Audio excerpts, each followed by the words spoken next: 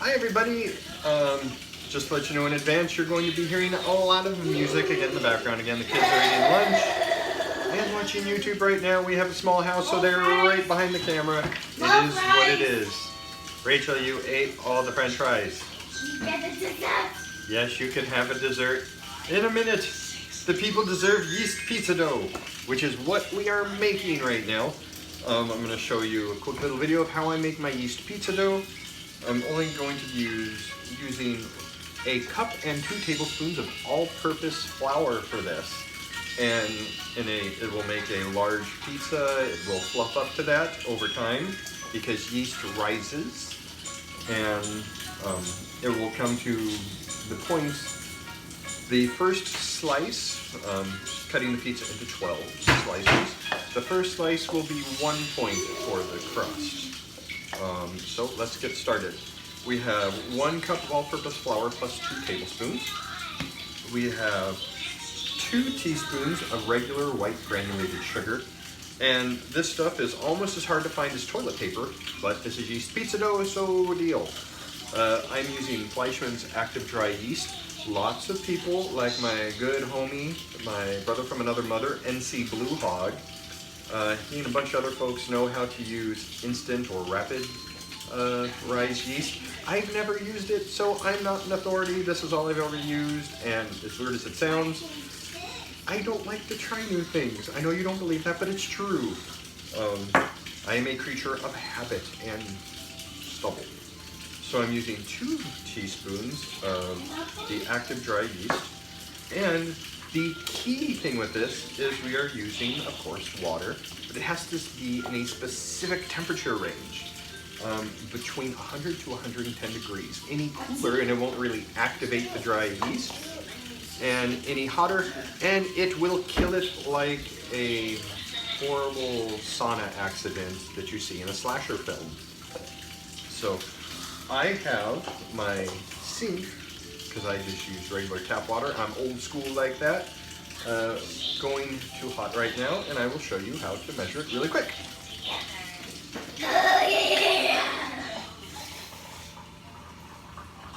So we have here a cup full of hot water.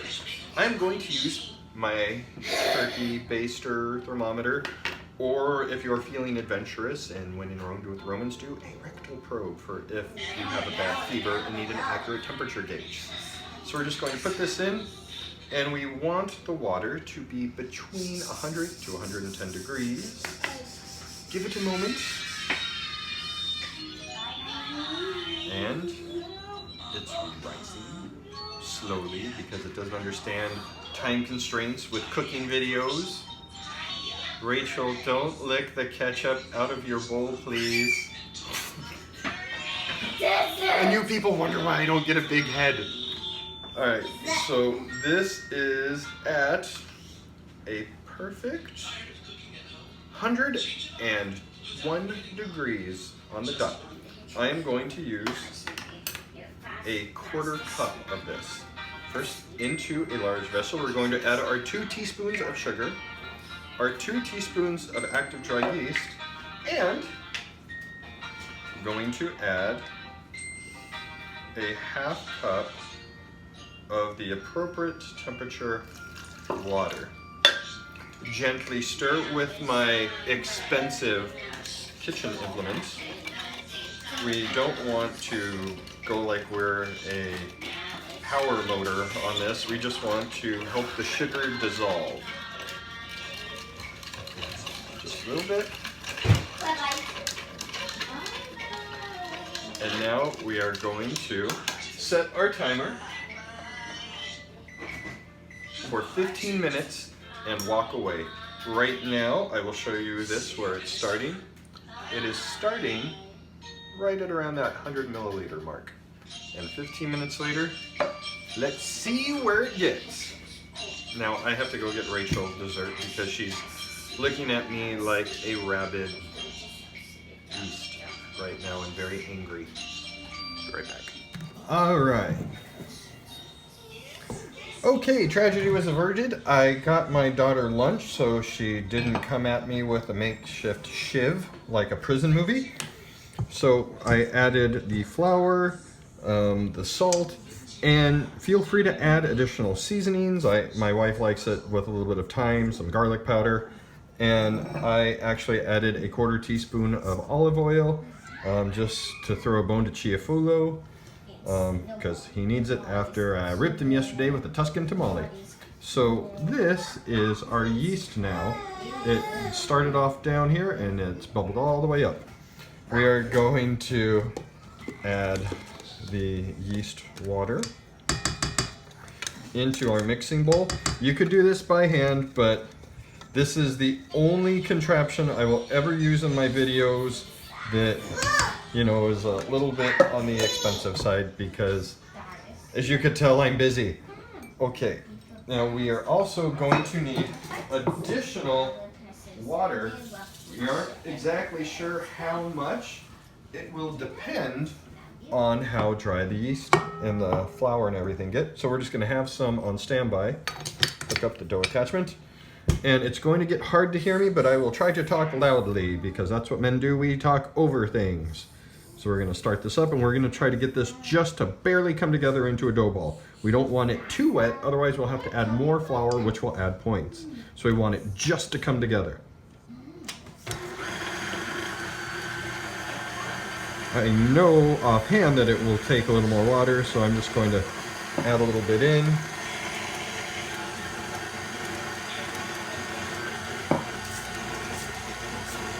And because I am impatient, I am using a spatula to reach in and scrape some of the flour off the sides and down into it. And that, all right, the dough is relatively done mixing. I am going to spray my cutting board with a little bit of cooking spray, once again, to avoid unnecessary flour. Spray onto the dough itself. Scoop it out. And there we go. It's the consistency of soft Play-Doh. Going to 1, 2, 3. Yes, Jesse. And I'm going to quickly push down and fold it over itself. And just push, fold, push, fold, push, fold. I'm going to do this about 30 times. 1, 2, 3, 4, 5, 6, 7. This is the fast way of doing it. This isn't the traditional let it rise for 3 hours or proof overnight. This is I have screaming kids that are driving me crazy. And my wife wants pizza. And I need a vacation. And good enough. So I'm going to now get my pizza pan, spray it with a little cooking spray. And this is my cheating way of doing it, folks. This will still make all of my little Italian nonas cringe in horror, but this works really fast for me. Spray. I'm going to set this down. And I'm going to do something that is going to completely make people like go crazy, because apparently Jesse's going crazy. Trust me, there's a method to my madness. I'm going to take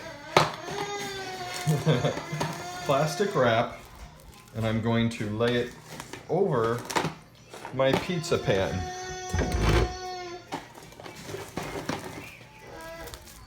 Now I'm going to let this sit. My house apparently is haunted by a banshee. I'm going to let this sit for 15 minutes. And right here you can see where it is. I'm going to pause this, and in 15 minutes we'll see how much bigger it gets. Alright, it's going to be a little hard to hear me because my daughter's doing her homework at the table and my son is getting therapy in the other room, so there's going to be a lot of noise. It has been 15 minutes, and as you can see, the dough has expanded a lot in 15 minutes. And now the reason I put plastic wrap over, so that I don't have a lot of mess with trying to spread out the dough and then flip it over and do it all over again. This allows me to spread it out and not have to worry about any mess whatsoever. And it's really simple. So I'm going to push down, and it's nice and soft and pillowy right now, and I'm going to stretch it out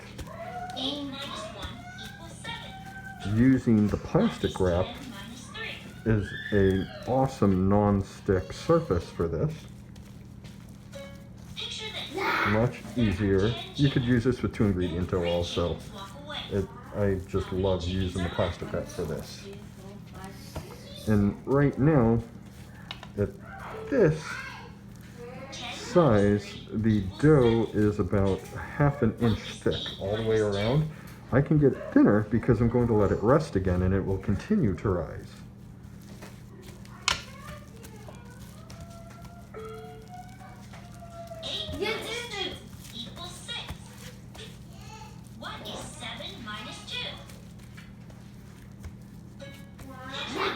And after it rises the second time, and then I push it down and spread it again, it'll be a nice, almost perfect circle. And you don't even have to push down. You could smear it across and spread it, and it'll be nice and even. So after the 15 minutes, we have spread it almost from edge to edge of the pan. I am now going to pause this, walk away for another 15 minutes. All right, it has been another 15 minutes. I'm going to press it out just a little bit more because the pizza dough has puffed up a bit. And now we are going all the way to the edges.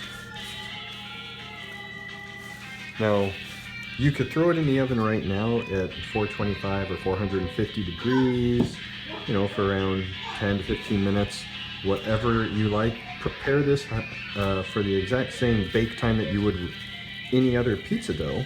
Now I'm going to peel this back. I am going to top mine right now, and then I'm going to let it just continue rising. I honestly don't have to bake this for another 3 hours. So I'm just going to top it and then just walk away and let it just keep rising for 3 hours. But the entire purpose of this video was just to show you how to make this yeast dough.